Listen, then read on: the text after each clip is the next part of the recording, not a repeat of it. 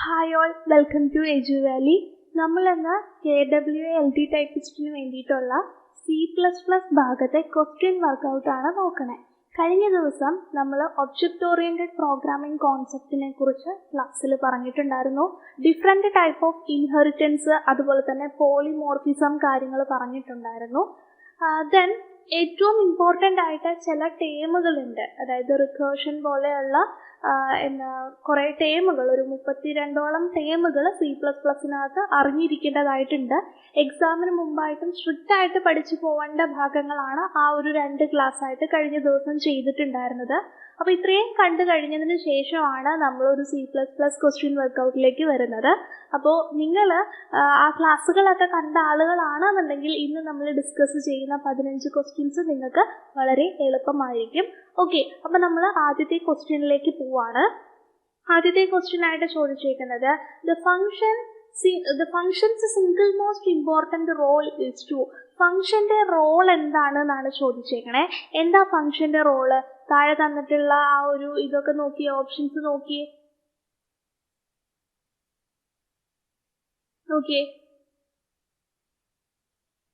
എന്താണ്? Give a name to a block of code. ഒരു block of കോഡിന് പേര് കൊടുക്കുന്നതാണ് അതിന്റെ ഫംഗ്ഷൻ.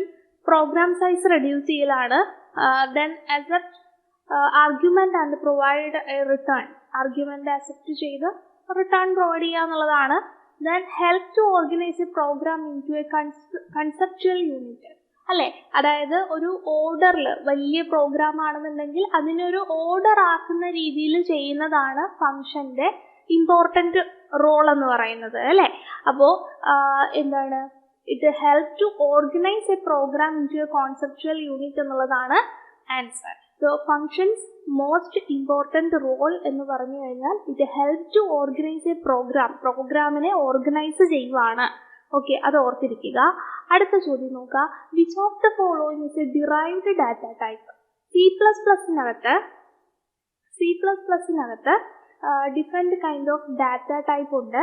ഡാറ്റ ടൈപ്പ് എന്ന് പറയുന്നത് ആ ഒരു വേരിയബിളിൻ്റെ അല്ലെങ്കിൽ ആ ഒരു ഐഡൻറ്റിഫയറിൻ്റെ ക്യാരക്ടറിസ്റ്റിക്സ് ആണ്, പ്രോപ്പർട്ടി ആണ്. എന്ത് തരത്തിലുള്ളതാണ് എന്ന് ഡിറ്റർമിൻ ചെയ്യുന്നതാണ് ഡാറ്റ ടൈപ്പ്.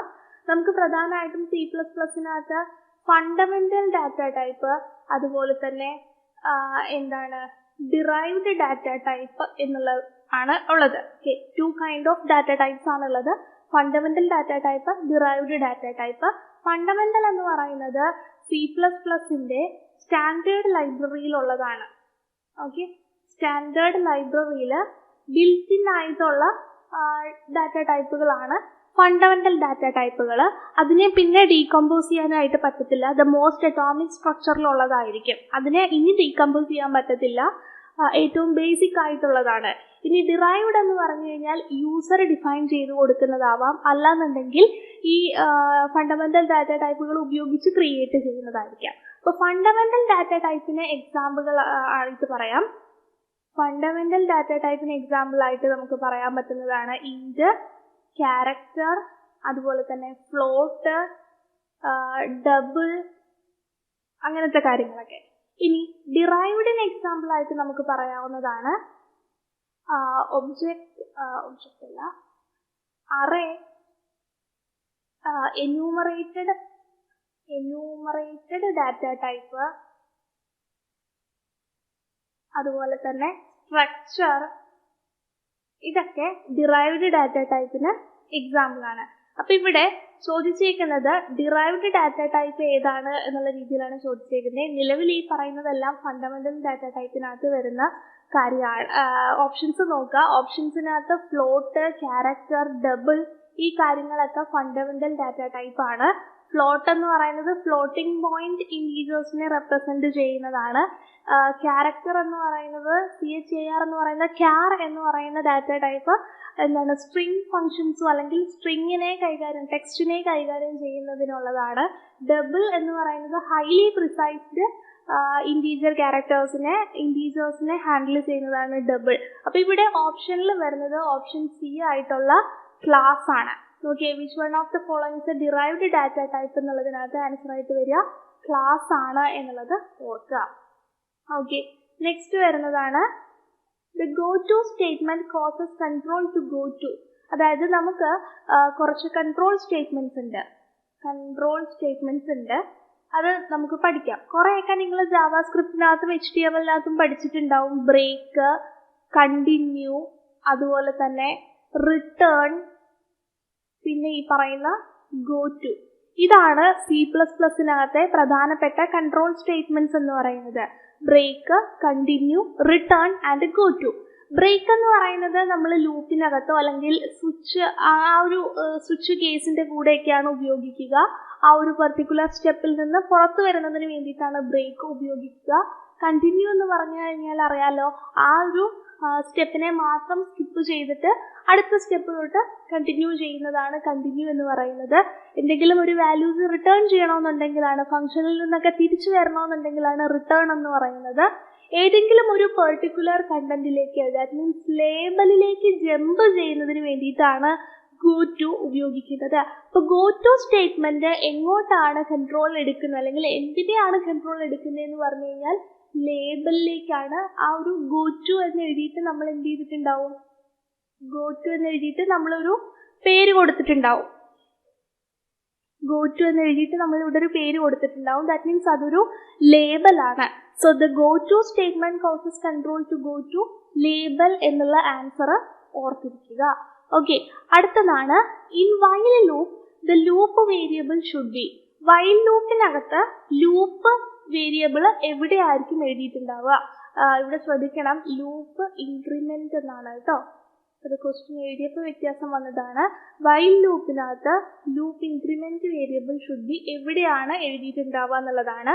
നമുക്ക് C++-നകത്ത് പ്രധാനമായിട്ടും ഫോർ ലൂപ്പ് ഉണ്ട്, വൈൽ ലൂപ്പ് ഉണ്ട്, അതുപോലെ തന്നെ ഡു വൈൽ ലൂപ്സ് ഉണ്ട്. അപ്പൊ ഇതിനെ എൻട്രി കൺട്രോൾഡ് ലൂപ്പ് എന്നും എക്സിറ്റ് കൺട്രോൾഡ് ലൂപ്പ് എന്നും പറയുന്നുണ്ട്. വൈൽ എന്ന് പറയുന്നത് ഒരു എൻട്രി കൺട്രോൾഡ് ലൂപ്പാണ്.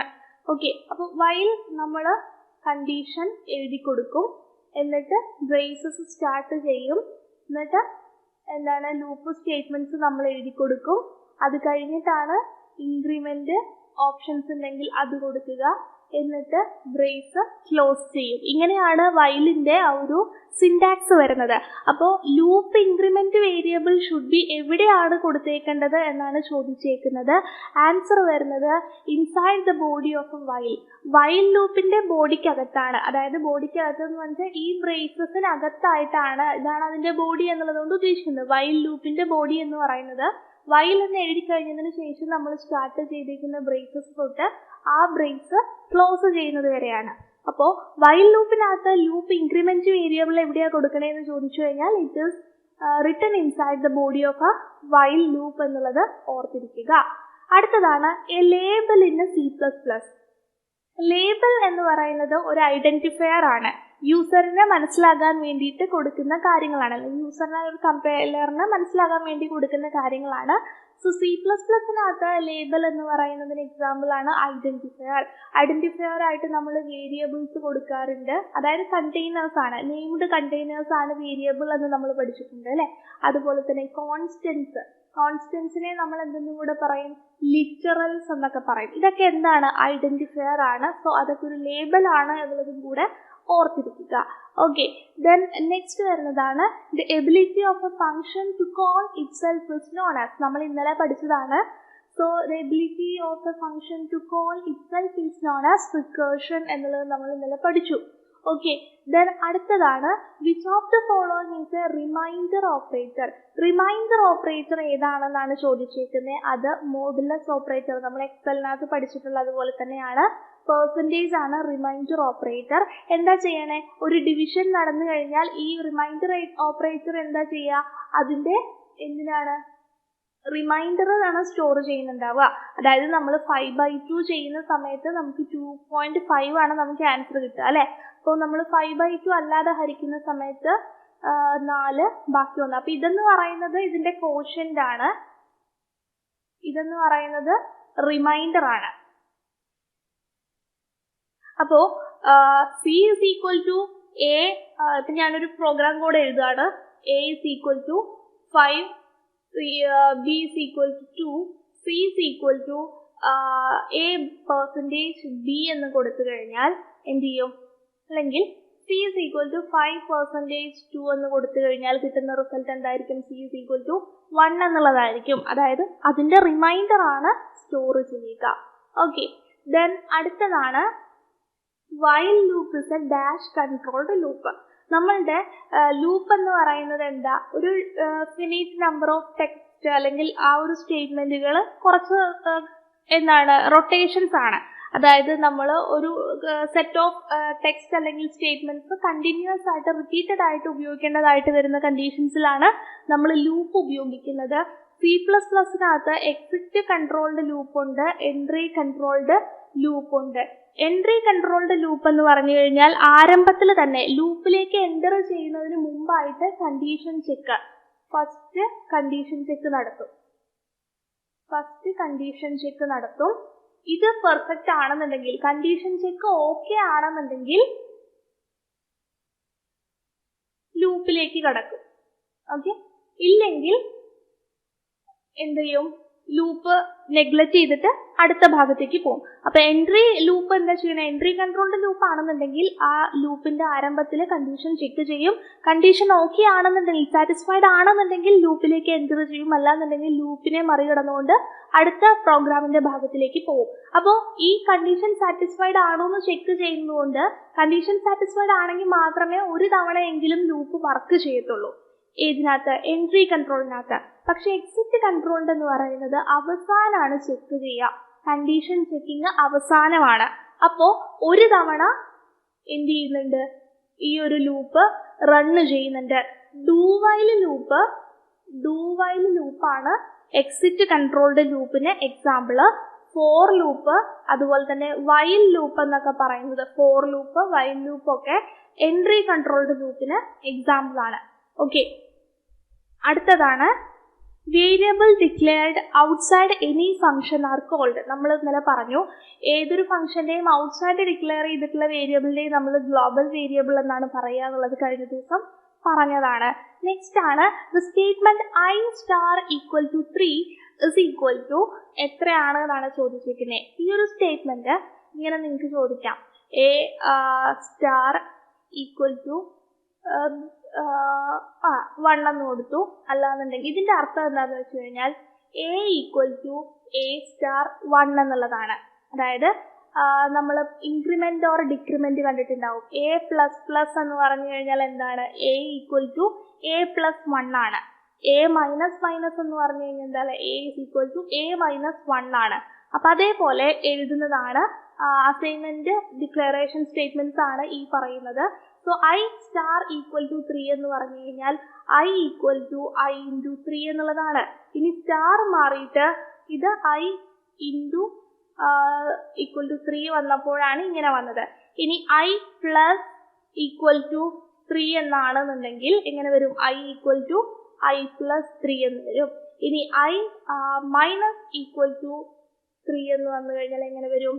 I is equal to I minus 3 എന്ന് വരും. അപ്പൊ ഇങ്ങനെയാണ് ഇത് എഴുതുന്നത് എന്നുള്ളത് കൃത്യമായിട്ട് മനസ്സിലാക്കണം കേട്ടോ. ഇത് അസൈൻമെന്റ്, അതായത് ഇന്നൊരു വാല്യൂവിനെ അസൈൻമെന്റ് ചെയ്യുന്നതാണ്, അസൈൻ ചെയ്യുന്നതാണ്, അസൈൻമെന്റ് ഡിക്ലറേഷൻ സ്റ്റേറ്റ്മെന്റ്സ് ആണ് എന്നുള്ളത് ഓർക്കുക. നമുക്ക് ലൂപ്പിനകത്തൊക്കെയാണ് മെയിൻ ആയിട്ട് ഇതൊക്കെ യൂസ് ചെയ്യുന്നത്. ദെൻ അടുത്തത് നോക്കുക, the two operator and or എന്നാണ്. ഇത് ഓർ എന്നാണ് കേട്ടോ ഇതിന്റെ സിമ്പിളിന്റെ അർത്ഥം വരുന്നത്. C++നകത്ത് ഇത് ആൻഡ് ആണ്, ഇത് ഓർ ആണ്. സോ ആൻഡ് ഓർ എന്ന് പറയുന്നത് ലോജിക്കൽ ഓപ്പറേറ്റർ ആണ്. ഞാൻ കഴിഞ്ഞ ദിവസം ബേസിക് ഗേറ്റുകളെ കുറിച്ച് പറഞ്ഞിട്ടുണ്ടായിരുന്നു, അതിനകത്ത് ഡീറ്റെയിൽ ചെയ്ത് പറഞ്ഞിട്ടുണ്ട്. ട്രൂത്ത് ടേബിളും അതിന്റെ പിൻ ഡയഗ്രംസ് എല്ലാം ഡീറ്റെയിൽ ചെയ്ത് പറഞ്ഞിട്ടുണ്ട്. കാണാത്തവർ പോയിട്ട് ചെക്ക് ചെയ്ത് കണ്ടോളൂ കേട്ടോ. ദെൻ നെക്സ്റ്റ് ആണ് allocation of memory during compilation is called. കമ്പൈലേഷനെ അകത്ത് വെച്ചിട്ട് അല്ലെങ്കിൽ കമ്പൈലേഷൻ നടന്നുകൊണ്ടിരിക്കുന്ന സമയത്ത് മെമ്മറി അലോക്കേറ്റ് ചെയ്യുന്നതിനെ നമ്മൾ എന്താ പറയുന്നത്? സ്റ്റാറ്റിക് മെമ്മറി അലോക്കേഷൻ എന്നാണ് പറയുക. കഴിഞ്ഞ ക്ലാസ്സിൽ പറഞ്ഞതാണ്. സോ സ്റ്റാറ്റിക് മെമ്മറി അലോക്കേഷൻ എന്ന് പറയുന്നത് നമുക്ക് അതിന്റെ സൈസ് അറിയുന്നെങ്കിൽ മാത്രമാണ് സ്റ്റാറ്റിക് മെമ്മറി അലോക്കേഷൻ നടത്താനായിട്ട് പറ്റത്തുള്ളൂ.